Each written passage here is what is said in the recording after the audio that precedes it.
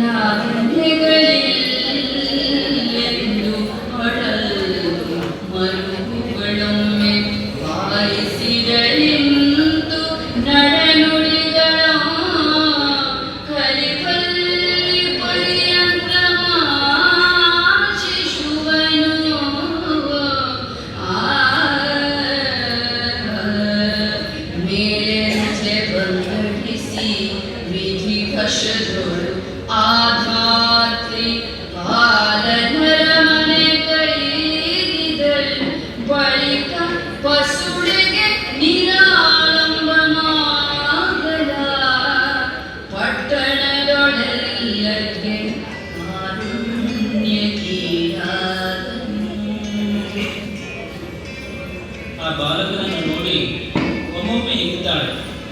ಯಾಕಂದ್ರೆ ಇವರಿಗೆ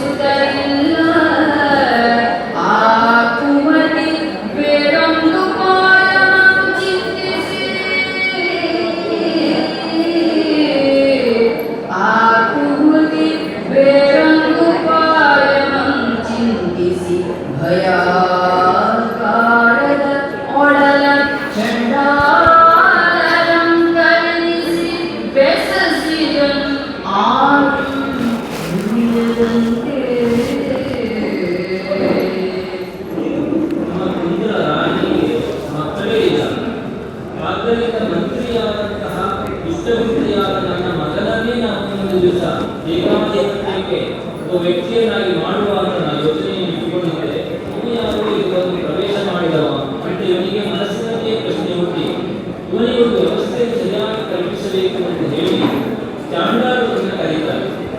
ಚಾಂಡಾಲರನ್ನು ಕರೆದು ಇವನನ್ನು ಅರಣ್ಯಕ್ಕೆ ಕರೆದುಕೊಂಡು ಹೋಗಿ ಕತ್ತರಿಸಿ ಬಿಸಾಡಿ ಅಂತ ಅವರಿಗೆ ಸೂಚನೆ ಕೊಡ್ತಾರೆ. ಅವರು ತರಗರನ್ನೇ ಇವನನ್ನು ಎಳೆದುಕೊಂಡು ಹೋಗ್ತಾರೆ. ಪ್ರಹ್ಲಾದನನ್ನು ಹಿರಣ್ಯಕಶಿಪುವಿನ ಆಜ್ಞೆಯಿಂದ ಅವನ ಚಾಂಡಾಲರು ಯಾರಿದ್ರು, ಅವನ ಆಜ್ಞಾಪಾಲಕರು ಯಾರಿದ್ರು, ಅವರು ಹೇಳಿಕೊಂಡು ಹೋಗುವಾಗ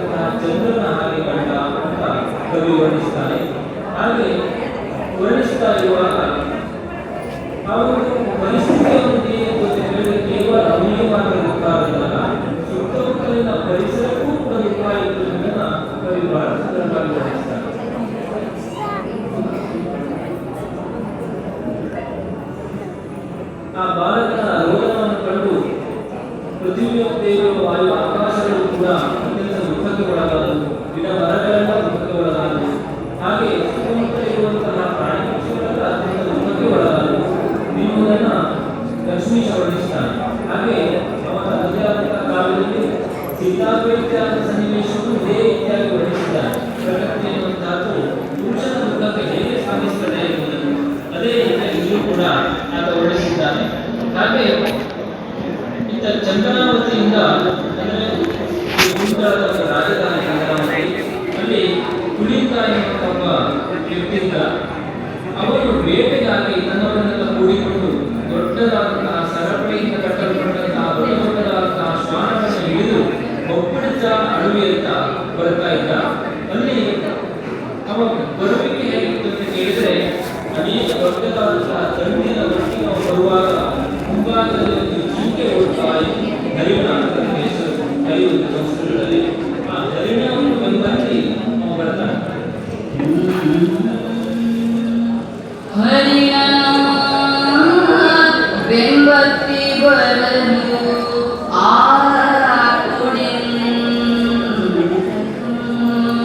ಹರಿಯನೇ ಜಪಿಸುತ್ತ ಆಳುತ್ತಿಹ ಬಾಲಕನ ಹರಿಣನ ಬೆಂಬತ್ತಿ ಬರಲ್ ಹರಿಯನೇ ಜಪಿಸುತ್ತ ಆಳುತ್ತಿಹ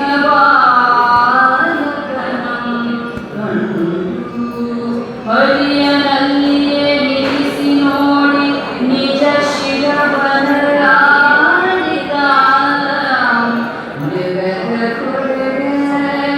ಹರಿತಂದ ಪಾಪಂ ಅತಿ ಪುಣ್ಯ ಮೊದಲಿಸಿತು ಸುಗಿ ಹರಿಸುವೊಡೆ ಶಿವ ಶಿವ ಶಿವ ಶಿವ ಹರ್ಷದಲ್ಲಿ ಹರಿಯಳು ಓಡಾಡಿದ ಹರ್ಷದಲ್ಲಿ ಹರಿಯಳು ಓಡಾಡಿದ ಕಡವರವ ನೆಡವಿ ಸಂತಿಸಿದ ಬಡವನಂತೆ ಕಡವರವನು ಎಡವಿ ಕಡವರವನು ಎಡವಿ ಸಂತಿಸಿದ ಮೇಘ ಕಡವಳಿ ಸಂಗೀತ ಆಗಿದೆ ಆಗಿದೆ ಶಾಸ್ತ್ರೀಯ ಬಗ್ಗೆರೆ ಸಿದ್ದಾಪುರ ಇಬ್ಬರು ಹಾಡಿದ್ದಾರೆ ನಾವು. ಹೌದಾ? ಅಂದರೆ ಮತ್ತೊಂದು ಇಲ್ಲಿ ವಾಣಿಜ್ಯ ರಾಮಣ್ಣ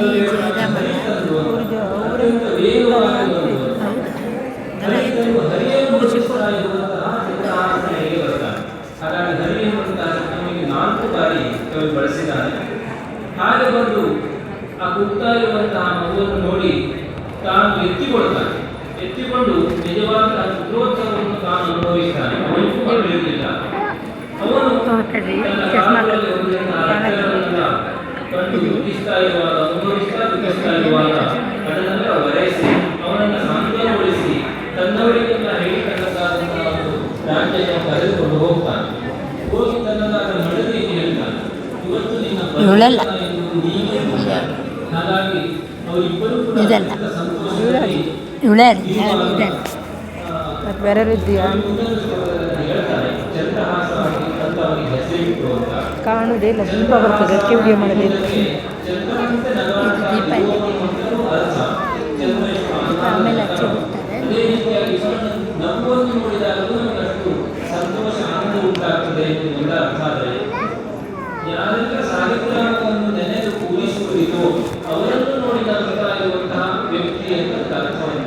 ಹಾಗಾಗಿ ಚಂದ್ರಹಾಸ ಎನ್ನುವಂತಹ ಒಂದು ಹೆಸರು ಇರಿಸಿಕೊಂಡು ಸದಾ ವಿಷ್ಣುವನ್ನು ಧ್ಯಾನಿಸ್ತಾ ಇರುವಂತಹ ಈತ ಮುಂದೊಂದು ದಿವಸ ಇದೇ ದುಷ್ಟಬುದ್ಧಿಯ ಮಗಳಾದಂತಹ ವಿಷಯನ್ನು ಹಾಗೆ ಇದೇ ಉತ್ತರ ರಾಜನ ಮಗಳನ್ನು ಕೂಡ ತಾನು ಹೊಂದಿ ರಾಜ್ಯವನ್ನು ಆಳ್ತಾ ಏಕಾದಶಿ ವ್ರತವನ್ನೆಲ್ಲ ಪ್ರಜೆಗಳಿಗೆ ಬೋಧನೆಯನ್ನು ಮಾಡ್ತಾ ಅವರು ಅದನ್ನು ಅನುಸರಿಸುವಂತೆ ಮಾಡ್ತಾ ಬದುಕ್ತಾನೆ.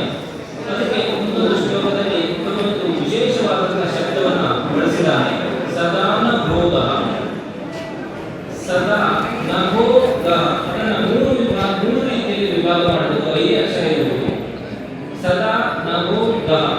ಅಂದ್ರೆ ಸದಾ ಕಾಲ ಆಕಾಶದಲ್ಲಿ ಚಲಿಸ್ತಾ ಇರುವಂತಹದ್ದು ಅಂತ ಅರ್ಥ. ಅದು ಚಂದ್ರನಿಗೆ ಅನ್ವಯ.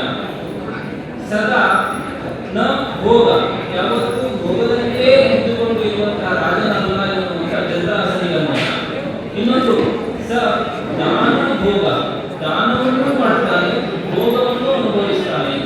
ಅಂದ್ರೆ ಪ್ರಾಪಂಚಿಕವಾದಂತಹ ಭೋಗ ಒಂದು ಮಟ್ಟಕ್ಕೆ ಬೇಕು, ಆದರೆ ಸಿಂಹಾಸನವನ್ನು ಏರಿದಂತಹ ವ್ಯಕ್ತಿ ನೋಡುವವರ ಕಣ್ಣಿಗೆ ಯೋಗಿಯಾಗಿರಬೇಕಾದ ಕರ್ತವ್ಯ ಆದ್ದರಿಂದ ಆಮೇಲೆ ಬದುಕ್ತಾನೆ ಅಂತ ಈ ಒಂದು ಶಬ್ದವನ್ನ ನಿಕ್ಷೇಪ ಮಾಡುವುದರಿಂದ ಅವರಿಗೆ ಪೂರ್ಣವಾದ ಒಂದು ಅರ್ಥವನ್ನು ಹೊರಮಿಸಿದ್ದಾನೆ. ಹಾಗೆ ಅವನು ಮುಂದೆ ಲಕ್ಷ್ಮೀಕಾಂತ ಅವರು ಅನುಗ್ರಹದಿಂದ ಬದುಕ್ತಾ ಇದ್ದಾನೆ. ನಾರದರು ಅರ್ಜುನನಿಗೆ ಹೇಳಿದಂತಹ ಕಥೆ ಇದು. ಹಾಗಾಗಿ ಧರ್ಮರಾಜನಿದ್ದಂತಹ ಕುದುರೆ ಇತ್ತು, ಆ ಕುದುರೆಯನ್ನು ಅನುಸರಿಸಿ ಬರ್ತಾ ಇರುವಂತಹ ಅರ್ಜುನನಿಗೆ ಹೇಳಿದಂತಹ ಈ ಕುಶಲವಾದ ಪ್ರಶ್ನೆಗೆ ನಾರದರಿಗೆ ಕೊಟ್ಟು ಒಂದು ಮಾತನ್ನು ಹೇಳ್ತಾರೆ. ಹೀಗೆ ನೀವು ಕುದುರೆಯನ್ನು ಅನುಸರಿಸಿ ಬರುವಾಗ ಯಾರೆಲ್ಲ ಏಕಾದಶಿ ವ್ರತವನ್ನು ಆಚರಿಸ್ತಾ ವಿಷ್ಣು ಭಕ್ತರಾಗಿದ್ರು ಅವರೆಲ್ಲ ಇವನು 14 ಅಂತ ಭಾವಿಸಿದೆ, ಷೋಡಶ ಅಂತ ಭಾವಿಸಿದ ಅದರಲ್ಲಿ ಒಂದು ಅಂಶವೂ ಅಲ್ಲ, ಅವರೆಲ್ಲರನ್ನು ಸೇರಿಸಿ ಅತಿರೋಧ ಭಕ್ತ ಇವನನ್ನು ಹೇಗೆ ಎದುರಿಸ್ತೀರಿ ಅಂತ ಮೇಲೆ ಬಿಟ್ಟದ್ದು ಅಂತ ಹೇಳಿ 4 ಅಂತರ್ಗಾನವನ್ನು ಹೊಂದಿದ್ದಾರೆ. ಕೃಷ್ಣ ಮತ್ತು ಅರ್ಜುನಾದಿಗಳು ಈ ಒಂದು ಕುಂತಳಕ್ಕೆ ಚಕ್ರಹಾಸನನ್ನ ಎದುರಿಸುವುದಕ್ಕಾಗಿ ಮುಂದೆ ಬರ್ತಾರೆ. ಈಗ ಮಂಗಳದೊಂದಿಗೆ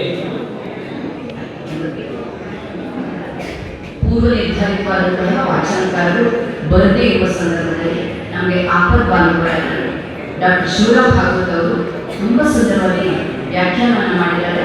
ಅವರನ್ನ ಕರ್ನಾಟಕ ಗಮಕಕಲಾ ಪರಿಷತ್ನ ಪರವಾಗಿ ನಾನು ಆತ್ಮೀಯವಾಗಿ ವಂದಿಸ್ತಾ ಇದ್ದೇನೆ. ಜೊತೆಗೆ ಅವಕಾಶಕ್ಕಾಗಿ ಧನ್ಯವಾದ.